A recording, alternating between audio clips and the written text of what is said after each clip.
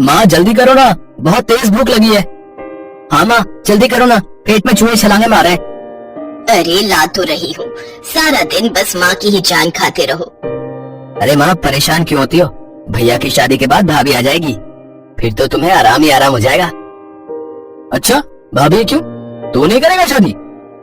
अब कोई अच्छी लड़की मिल जाएगी तो जरूर करूंगा, पर पहले आप तो कर लो। हाँ हाँ मैं भी देखूंगी, बीवियों के आने के बाद तुम दोनों उन्हें कितना परेशान कर पाते हो। हाथ में सब्जी का डोंगा लाते हुए उमा ने कहा, तो उसकी बात सुनकर उसके दोनों बेटे मुस्कुराने लगे। इसके बाद सुशील और अनिल दोनों उंगलियां चाट चाट कर खाना खाने लगे। और फिर अच्छा एक बात और है माँ, तुम्हारे हाथों का जो स्वाद है ना वो कहीं और नहीं। रहने दे, बड़ा आया, जब तेरी बहू आ जाएगी तब पूछूंगी कि किसके हाथों का स्वाद ज्यादा अच्छा है। वाह माँ वाह, क्या बात कह दी। ओए तो चुपचाप खाना खा, ज्यादा बोलेगा ना तो तेरी शादी पहले करा दूंगा, समझा? सुशील की इस बात को सुनकर उमा सोच में पड़ गई और फिर उसने कहा, वैसे आइडिया बुरा नहीं है। मतलब कौन सा आइडिया माँ? अनिल भी तो अब शादी के लायक हो ही गया है, ठीक ठाक कमा भी लेता है, तो तुम दोनों की शादी एक साथ ही करा देती हूँ। अरे अरे ये बात कहाँ से आ गई? शादी की बात तो भैया की चल रही है ना, तो उन्हीं की कराओ, मुझे इस पचड़े से दूर रखो। और वैसे भी मैंने सुना है। क्या सुना है तूने? अरे मैंने सुना है भाई तभी तक भाई को प्यार करता है जब तक वो पति नहीं बन जाता। एक बार बीवियां आ गई तो फिर तो रायता ही फैलता है। क्यों माँ? ऐसे कैसे, मैं तो हूँ ना सब कुछ समेट कर रखने के लिए। उमा ने ये बात यूं ही नहीं कही थी। काफी सोच विचार के बाद उमा कुछ दिनों के बाद ही दो सुंदर बहुओं को अपने घर ले आई। अपने दोनों बेटों के घर बसाकर वो बहुत खुश थी, लेकिन ये वाकई इतना आसान भी नहीं था। अभी असल रायता तो फैलना बाकी था। कुछ दिनों तक तो सब ठीक चला, लेकिन फिर एक दिन, सुनो जी मुझे आपसे एक बात करनी है। क्या हो गया, बोलो। अरे वो अनीता, वो तो बहुत ही फिजूल खर्च कर रही है। मतलब ऐसा क्या कर दिया उसने?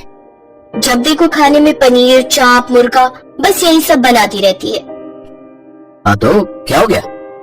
हुआ ये कि जो राशन 5-6 हजार में पूरा हो जाना चाहिए था, मैडम की वजह से 12-15 हजार तक पहुंच रहा है।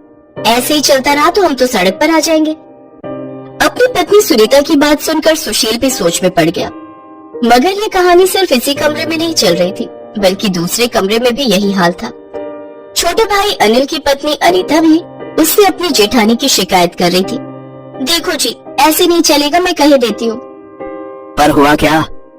तुम्हारी भाभी भिखारियों के खानदान से है क्या? अरे ऐसे क्यों बोल रही हो? सारा दिन बस दाल, चावल, पोहा, खिचड़ी यही सब बनाती रहती है। अरे 4 दिन की जिंदगी है और सिर्फ 3 टाइम खाना है, तो कुछ अच्छा तो खाओ। कुल मिलाकर दोनों तरफ एक सी हालत थी। सुनीता को उसकी देवरानी अनीता बहुत खर्चीली लगती थी, तो वहीं अनीता को अपनी जेठानी सुनीता एक नंबर की कंजूस लगती थी। धीरे धीरे ये लड़ाई शिकायतों से बढ़कर हर रोज के झगड़ों और फिर तू तड़ाक पर आ गई। आखिरकार उमा ने परेशान होकर घर की रसोई का बंटवारा कर दिया। दोनों बहुओं के चूल्हे, राशन, यहाँ तक कि मसालों के डिब्बे तक अलग अलग हो गए। दोनों बहुएं अलग अलग वक्त पर खाना बनाने लगी और रसोई के इस बंटवारे के साथ ही दोनों भाइयों ने भी आपस में बातचीत करना बिल्कुल बंद कर दिया। हालांकि दोनों बहुएं अब बहुत खुश थी। अब सब बढ़िया है, जो खाना है खाओ, किसी की रोक टोक नहीं। अब मजा आएगा, जब ये ऊटपटांग खाकर पेट खराब होगा ना तब पता चलेगा। दूसरी तरफ उमा इस सबसे बिल्कुल खुश नहीं थी। वो बस इसी सोच में डूबी रहती कि आखिर कैसे दोनों बहुओं में सुलह हो और घर की रसोई फिर से एक हो जाए। और तभी उमा को एक आइडिया आया। जिस वक्त रसोई में कोई नहीं था, तभी उमा चुपचाप रसोई में गई और अनीता के आटे के डिब्बे में से ढेर सारा आटा निकाल लिया। फिर मौका देखकर अनीता के सिलेंडर का पाइप निकालकर काफी सारी गैस खिड़की से बाहर उड़ा दी। उमा हर रोज ऐसा ही करने लगी। कभी वो दाल निकाल लेती तो कभी किसी के चावल कम कर देती। इस वजह से दोनों बहुओं का राशन बहुत जल्दी खत्म होने लगा। दोनों भाइयों पर दुगना खर्च पड़ने लगा। और तब एक दिन, अरे यार अनीता, कहाँ से लाओ इतने पैसे? भला ऐसा भी क्या बनाती है रोज जो महीने का राशन 15 दिनों में ही खर्च हो गया? अब ऐसा करो, तुम रहने दो, अब माँ ही रसोई चलाएंगी, तुमसे नहीं हो पाएगा। उधर घर के दूसरे कमरे में भी कुछ ऐसा ही हाल था। एक तो सारा दिन खिचड़ी और दाल चावल खाकर मैं खुद पक चुका हूँ, और उसमें भी तुम्हारी रसोई में राशन इतनी जल्दी खत्म हो जाता है? सिलेंडर पर सिलेंडर भरवाए जा रही हो। बस अब बहुत हो गया। तुम्हें अपने मायके जाना है तो जाओ। यहाँ एक ही रसोई चलेगी और उसे मेरी माँ चलाएंगी, समझी तुम? उमा का तरीका काम कर गया था। दोनों बहुओं को जब कुछ समझ नहीं आया तो दोनों ने हार कर एक दूसरे से सुलह करने का फैसला कर लिया, क्योंकि वो दोनों एक दूसरे को तो बर्दाश्त कर सकती थी पर अपने पतियों की नाराजगी वो नहीं झेल सकती थी। और इस तरह उमा की रसोई में खिंची लकीर मिट गई और दोनों बहुएं मिलजुल कर अपनी एक रसोई चलाने लगी।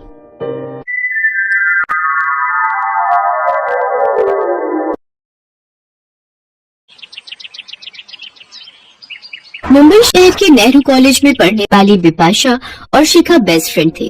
उन दोनों में जमीन आसमान का फर्क था। बिपाशा जहाँ एक बड़े अमीर घराने से ताल्लुकात रखती थी तो वहीं शिखा मुंबई की एक चौल में रहती थी।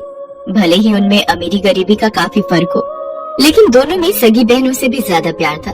कॉलेज में साथ बैठना, खाना पीना, सब काम वो साथ में करती थी। एक रोज कॉलेज खत्म होने के बाद दोनों अपने अपने घर जाने के लिए निकलती हैं। तब बहुत तेज बारिश होने लगती है। शिखा बस स्टैंड पर खड़े होकर बस का इंतजार कर रही होती है कि तभी बिपाशा अपनी कार लेकर वहाँ पहुँच जाती है और कार का शीशा नीचे करते हुए कहती है, ओए शिखा, चल आज जल्दी से आकर कार में बैठ जा, नहीं तो भीग जाएगी। ठीक है। अच्छा सुन, तू कह रही थी ना आज आंटी कहीं जाने वाली है, शाम तक घर आएगी, तो तू ऐसा कर, तब तक मेरे घर चल ले। आज डिनर वहीं कर लेना, उसके बाद शाम को मेरा ड्राइवर तुझे तेरे घर ड्रॉप कर देगा। प्लीज यार, अब मना मत करियो। अच्छा ठीक है, जैसा तुझे ठीक लगे। कुछ देर में दोनों सहेलियां बिपाशा के घर पहुंच जाती हैं। घर पहुंचकर बिपाशा शिखा से कहती है, यार आज तो पहली बार मेरे घर आई है, बता क्या खाएगी? बाप रे, ये घर है या महल? सुख सुविधा का सारा सामान है यहाँ तो। अरे किन सपनों में खो गई, बता भी तो क्या खाएगी? कुछ भी चलेगा। चल आज मैं तुझे अपने हाथ से बनाकर कुछ खिलाती हूँ, लेकिन उसके लिए तुझे मेरी हेल्प करनी होगी। हाँ हाँ, तो मैंने कब मना किया है? चल फिर मेरे साथ किचन में।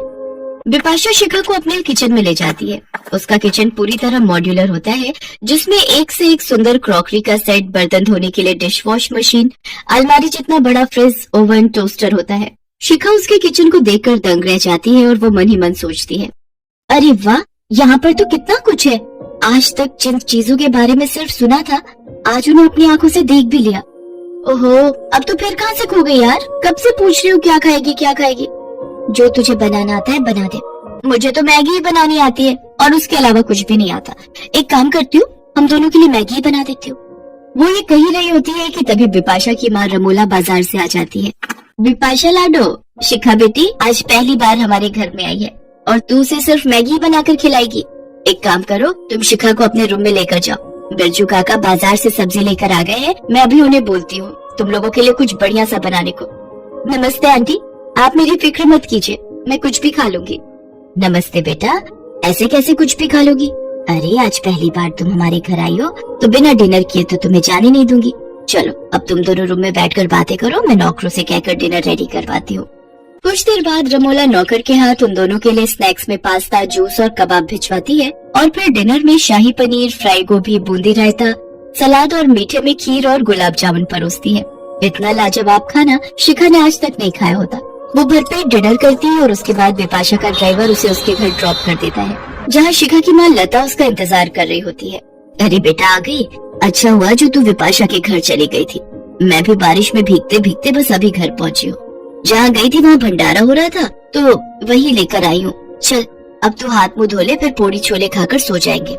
माँ आप खा लो, मैं बिपाशा के घर से डिनर करके आई हूँ। अच्छा ठीक है। अरे ये क्या, बारिश में पूरी थोड़ी भीग गई है तो मैं इन्हें थोड़ा सेक लेती हूँ। बहुत देर तक लकड़ियाँ और उपले लगाने के बाद लता के घर का चूल्हा जलता है।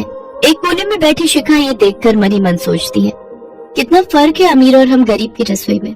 जहाँ अमीर को खाना गर्म करने के लिए सिर्फ ओवन का स्विच ऑन करना होता है और झट से खाना गर्म हो जाता है, तो वहीं एक गरीब को रोटी सेकने के लिए भी कितनी जद्दोजहद करनी पड़ती है। फिर उसकी नजर अपने घर की रसोई में रखे डिब्बों पर जाती है, जिनमें मुश्किल से ना के बराबर राशन होता है। एक और अमीरों का घर होता है जिनकी रसोई में दुनिया भर का सामान है, जहाँ ये समझ नहीं आता कि क्या खाएं और क्या नहीं। और एक और है ये हम गरीबों की रसोई। ऐसे ही वक्त बीतता गया। शिखा पढ़ाई में काफी अच्छी थी और वो अक्सर पढ़ाई में बिपाशा की मदद किया करती थी। बिपाशा और शिखा के एग्जाम आने वाले थे। शिखा अक्सर कॉलेज खत्म होने के बाद बिपाशा की पढ़ाई में मदद करने के लिए उसके घर जाया करती थी। एक दिन दोनों पढ़ाई कर रही होती है, तभी बिपाशा शिखा को बोलती है, शिखा यार मैं पढ़ाई करके थक चुकी हूँ, जाना यार फ्रिज में नारियल पानी के टेट्रा पैक रखे हैं, जरा अपने लिए और मेरे लिए लेते हो। हाँ रुका भी लाती हूँ। इसके बाद शिखा किचन में जाती है और फ्रिज खोलती है तो देखती है उसमें ढेरों सामान जैसे cold drink, chocolate, juice, fruits और भी बहुत कुछ रखा हुआ होता है। अरे बाप रे, ये फ्रिज तो किसी अलमारी से भी बड़ा है और इसमें इतना सारा सामान। ये तो ऐसे लग रहा है जैसे किसी मॉल की कोई बड़ी सी दुकान हो। इसमें तो दुकान की तरह कितनी सारी चीजें रखी हुई है खाने पीने की, और एक हम गरीबों के घर की रसोई है जिसमें फ्रिज के नाम पर एक पानी का मटका ही रखा हुआ होता है। ये सोचकर शिखा फ्रिज में से नारियल पानी लेती है और चली जाती है।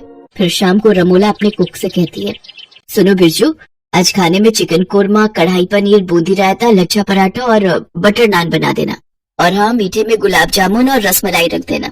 जी मालकिन। और मालकिन जो दोपहर का खाना बचा है उसका क्या करना है? अब हम बासी खाना थोड़ी ना खाएंगे, उसको तुम फेंक देना। वहीं खड़ी बिपाशा और शिखा रमोला की सारी बातें सुन रही होती हैं। शिखा बेटा, डिनर रेडी हो रहा है, तब तक तुम दोनों अपनी स्टडी कंप्लीट करो, फिर हमारे साथ ही डिनर कर लेना। जी आंटी। बिपाशा के घर पर पढ़ाई खत्म करने के बाद शिखा उनके साथ डिनर करती है और फिर अपने घर चली जाती है, जहाँ पहुंचकर वो देखती है कि उसकी माँ बड़ी देर से चूल्हा जलाने की कोशिश करती है और फिर जाकर उसके घर का चूल्हा जलता है।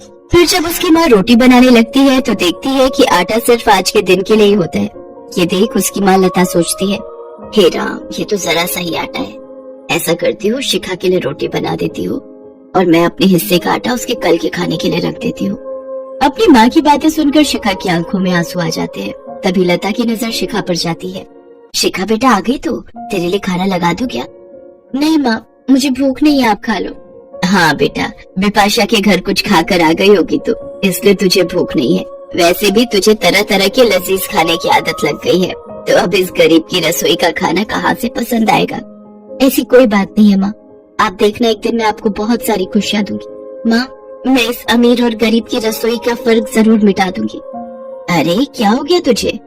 कुछ नहीं माँ, बिपाशा के घर में एक वक्त में इतना खाना बनता है कि समझ नहीं आता कि क्या खाएं और क्या छोड़े, और उसके घर पर तो बचा हुआ खाना इतना फेंका जाता है जितना हमारे यहाँ हफ्ता भर चल जाएगा।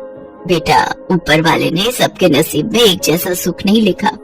अगले दिन शिखा अपने घर पर उदास बैठकर पढ़ाई कर रही होती है कि तभी वहाँ बिपाशा और रमोला आ जाती हैं। ओए शिखा, आज तो अकेला पढ़ाई कर रही है? आज तू नहीं आई इसलिए हमने सोचा हम ही आ जाते हैं तेरे यहाँ पढ़ाई करने और लता आंटी के हाथ का बना खाना खाने। अब तू तो कभी बुलाती नहीं है खाने पर, इसलिए आज मैं और माँ खुद ही आ गए खाने पर। जी बहन जी। और लता बहन, ये हमारी तरफ से थोड़ी सी मदद है। ये कोई एहसान नहीं बल्कि मेरी तरफ से शिखा के लिए आशीर्वाद समझ कर रख लीजिए। और शिखा बेटा, एक बात हमेशा याद रखना, रसोई चाहे अमीर की हो या गरीब की, लेकिन जब एक माँ वहाँ खाना बनाती है तो उसका मोल कोई अमीर नहीं लगा सकता। अब चले लता बहन जी, खाना बना ले, मेरे पेट में तो चूहे कूद रहे हैं। हाँ हाँ, आइए आइए। इसके बाद वो दोनों मिलकर रोटी सब्जी बनाती हैं और फिर सभी खुशी खुशी साथ में मिलकर खाते हैं।